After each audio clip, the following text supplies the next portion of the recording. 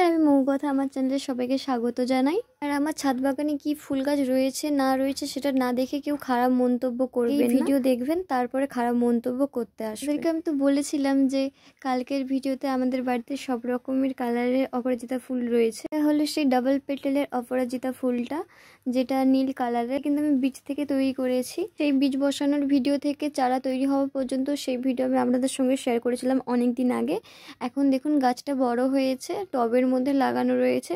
গাছটাকে আমি তোলার জন্য আমাদের বেল গাছ রয়েছে তার উপরে বেঁধে তুলে দিয়েছি। গাছটাতে না প্রচুর পরিমাণে কুঁড়ি এসেছে।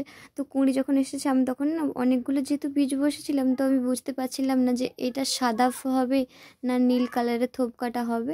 তো তারপরে দেখুন গাছটাতে ফুল হয়েছে কুঁড়ি থেকে। যেহেতু অপরাজিতা আমাদের প্রথম ফুল গাছটাতে হয়েছে, তো আমি বাড়িতে বলেছিলাম যে ফুলটা যেন না তোলে, আপনাদের সঙ্গে সেই ভিডিও শেয়ার করবো। তাই জন্য আর কেউ ফুলটা তোলেনি, তো ফুলটা থেকে গিয়েছিল। তারপর আমি দেখলাম যে এটা থোবা অপরাজিতা হয়েছে, তাই জন্য আপনাদের সঙ্গে সেটা ভিডিও করে শেয়ার করছি।